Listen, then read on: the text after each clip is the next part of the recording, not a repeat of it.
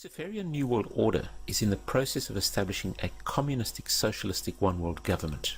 In addition to this new socialistic world government, it will also establish a new religion. This new religion will embrace all the world's religions, but will in fact promote Lucifer as the true God. Those who do not worship the beast spoken of in Revelation and do not accept the mark of the beast will be cut off from society and terminated. Talking about the New World Order and the new one world religion that goes along with it, I want to introduce you to a place called Astana in Kazakhstan. Astana is described as the New World Order's great city, and I'm reading from this website which says, Astana is the capital city of Kazakhstan with an official estimated population of nearly 700,000 people as of March 1st, 2010. Astana is the first large capital being built in the 21st century. The word Astana originates from Persian, Astana from the verb istadan, which means to stand in respect, and literally means threshold, i.e. royal or sacred, when people stand in respect and awe, implying where the court is seated, as in a capital city or a shrine town. What this really means is that Astana is being built as a shrine to the New World Order. Now, we want to have a look at what this means and the symbolism surrounding this, as well as the religious aspects or the religious dimensions to it. The city has been described as a futuristic occult capital being built in a remote and deserted area of the Asian steppes. The city also depicts many instances of sun worship, making one believe that the city is a celebration of the religion. So let's have a look at some of the photographs of the New World Order capital. Now this imagery here, these two pillars that we see, let's see what the website says about these two pillars. It says, this layout is present in a majority of important cities, including Washington, D.C. and Paris. The two golden pillars are believed to represent Masonic symbolism, specifically the two pillars of Masonry, Boaz and Jachin. These pillars are featured in all Masonic lodge rooms. Boaz and Jachin were two copper, brass or bronze pillars which stood in the porch of Solomon's temple, the first temple in Jerusalem. Okay, so we see Masonic imagery. Here we can see that the main building, which is sort of the presidential palace, is built along the same lines as Washington, D.C. Now, of course, we know that Washington, D.C. was built totally along occult lines. And we see another view here of the presidential palace. Here we can see what is called the Tree of Life.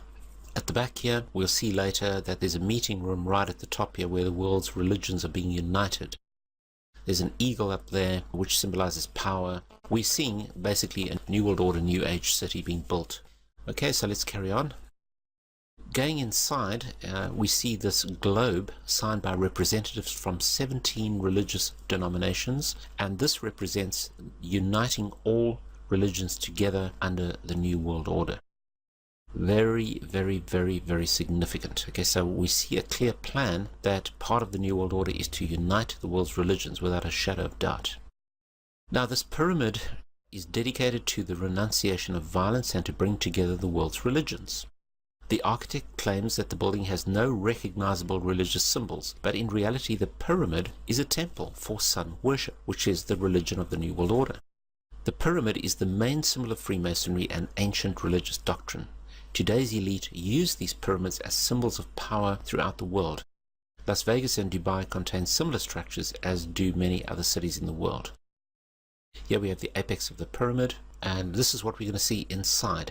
So the apex is round and covered with sunlight. Images of white doves are embedded in the windows. This is obviously to do with world peace, representing also the unification of world governments and religions in this round circular shape, and the New World Order. So the apex, which is at the top of the pyramid, is the ultimate representation of illumination, which is the spiritual evolution of humanity into this new golden age or era of Aquarius, as we've seen before. Inside we see this meeting room, and we see the sun imagery and eye right in the center of this room. I mean, it couldn't be more clear. This is pure Luciferian worship right here. This is Lucifer being worshipped.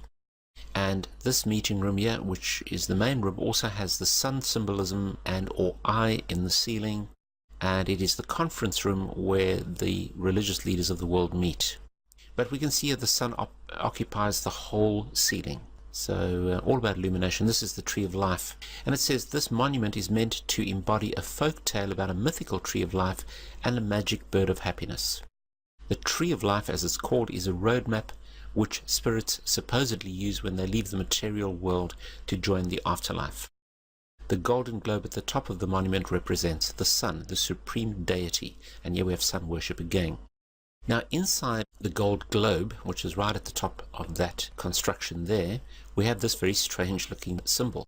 And it's a gold triangle which represents the president's handprint in the center, the president of this country. But there's something obviously much more mystical here. I believe this has to do with Satan, who the Bible says is the master of this world, or the prince of this world. This person says that the global elites scatter their symbols and doctrines all over the world, and of course the general population fail to recognize what's going on. So, this could signify Satan's mark on the world, or his thumbprint or handprint, making it an impression into this triangle. He's stamping his authority.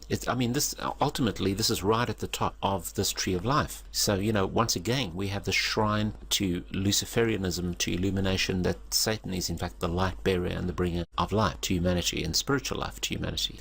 Here we have a helix shape.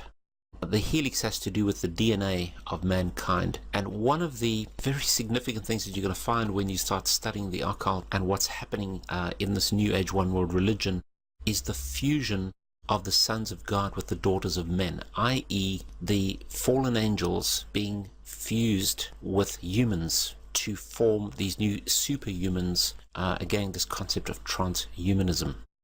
And I'm sorry to say it, but it also is in the shape of a male sexual organ, which is very significant in things like Freemasonry, because most of the occult religions have to do with fertility cults. So man is building a shrine to himself. Lucifer is being glorified as the god of this world. And here we have this new age, new century city being built to glorify man. Without any shadow of doubt, this is very pagan, very occultic, and is a sure sign of where things are heading.